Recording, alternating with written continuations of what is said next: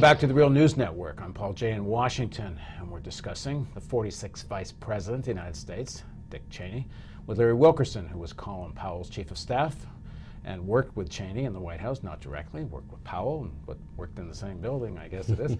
Thanks for joining us, Larry. Good to be here. So talk about one of the key moments, I think, in the power dynamic within the White House. In 2003, if I understand it correctly, Iran sends a message. What is it and what happens? Well, that's an interesting question. People don't think Powell won very many victories. He did win quite a few. He just didn't get the publicity for it. He won the China victory, for example, from the running together of the Chinese F-8 and the EP-3, U.S. EP-3 in April of 2001. EP-3 had to go down on Hainan Island with 24 American service members on board. Powell took over the China account and managed it for the entire 4 years and managed it well. Rumsfeld and Cheney were looking to have China be the new Soviet Union, to refurbish the military-industrial complex post-Soviet Union. They saw China as the new enemy. And they were going to use the plane going down as the their trigger for a new Cold War. They wanted to move off rapidly. And move off meaning what? Move off in the creation of a new enemy, a new major enemy, and that was a good place to do it. And essentially, Powell cut him off at the pass.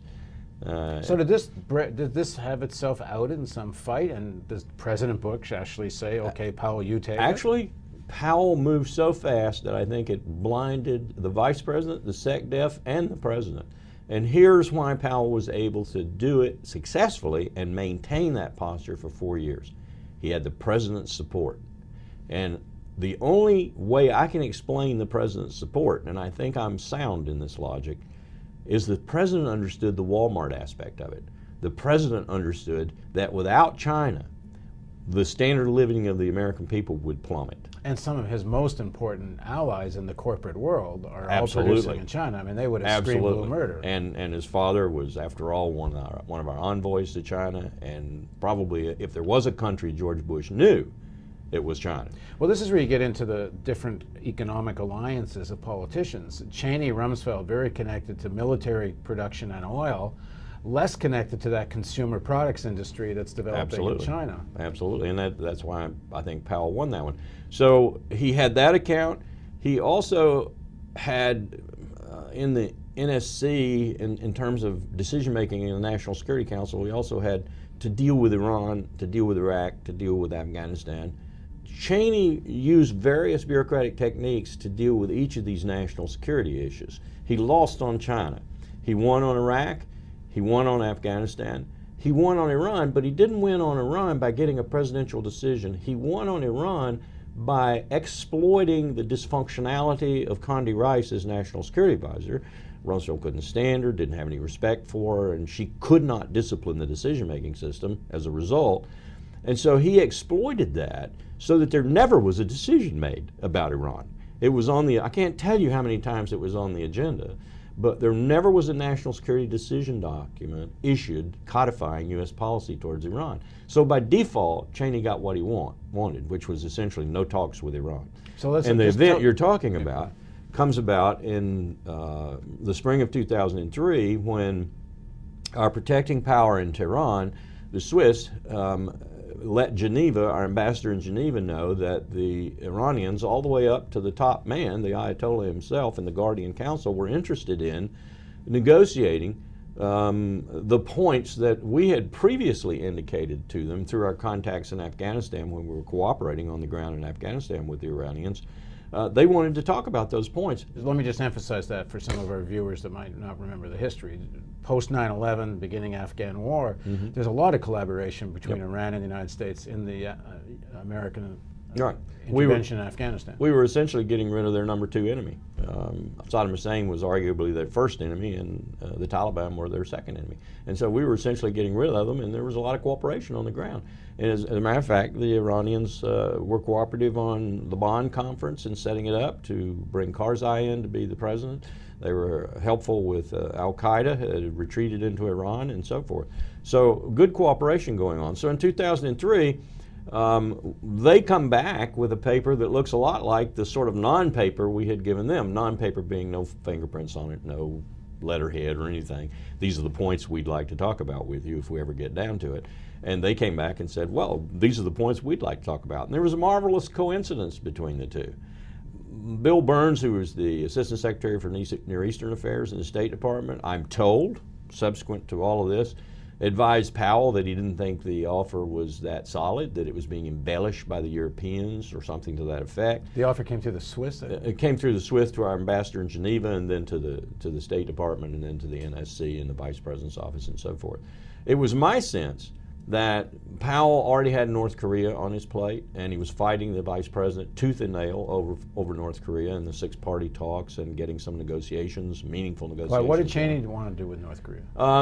Cheney and his allies like John Bolton and others simply wanted regime change in North Korea, and they, frankly, I don't think they cared if the North attacked the South. They wanted regime change.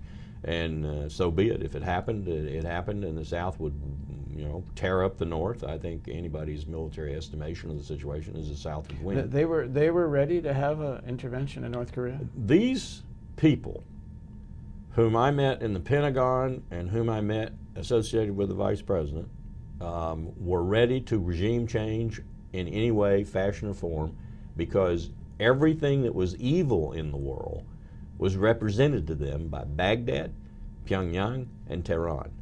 And it also opened marvelous other opportunities to them. It opened the opportunity to protect Israel from some of its staunchest enemies. It opened the opportunity to reunify the Korean Peninsula and put 71 million Koreans to work and let the South exploit the labor of the North, in some ways the way West Germany did East Germany when they reunified. It opened up a vista of new possibilities in the 21st century. And frankly, I encountered person after person in the Cheney network, at Defense, at State, and elsewhere, who didn't necessarily want war, but they were not going to back away from war if war came. And in the case of the Korean Peninsula, John Bolton personified this when I essentially suggested to him that his policies were going to lead to war on the peninsula, and he said, I don't do war. That's your bailiwick. That's the Pentagon's bailiwick. So, I mean, they just did not have this kind of regard for all the options being on the table meant you might have to use that final option, the military. So Powell blocks this policy of regime change in North Korea, gets multi-party talks going. Yes. Again, with the president's, as far as I can tell anyway, the president agreed with this. The president went along with this, and that's why it manifested itself. It never got anywhere because Cheney would constantly weigh in at the last minute. And our negotiator was Jim Kelly, Assistant Secretary for East Asia and the Pacific, and Jim would be put in a straitjacket. He would be going to the talks. The talks would be multilateral. They'd be hosted in Beijing by the Chinese, and the North Koreans would come. But Jim Kelly would be like a mummy. He'd be in a straitjacket. He couldn't negotiate. So it's in the context of this offer from Iran comes. Right. So what do the Iranians offer? In essence, what I saw in the document that I read was the Iranians saying back to us, all of these issues that you have put down, from our new nuclear program through these other issues down to and including tactical issues like, do we have any al-Qaeda, and if we do, will we turn them over to you? And did it include things like their relationship with Hezbollah? Oh, and absolutely, Hamas? absolutely. It was all on there. Hezbollah, Hamas, Syria, Lebanon, and I suppose that's the reason people like Bill Burns, who after all knew the area a lot better than I did, and some others in NEA and elsewhere, thought that this offer was too good to be true. It was being embellished by the Europeans or maybe by the Swiss in Tehran, that this was an effort to deflect our attention while they continued to work on their So is there any response to the Iranian offer, or it does? The response was none. It drew no response at all from and the this US is Powell government. not wanting to take on Cheney one more time. I think so, and I think it's fair to say that he'd have lost. I mean, Cheney would have won on this one. Cheney had won previously, and he wasn't about to lose on Iran. We were not going to talk to Iran while Cheney was vice president. Okay, in the next segment of the interview, let's talk about the waning of Cheney's power in the White House, and then we'll talk about what Cheney's up to now. Please join us next segment of our interview with Larry Wilkerson.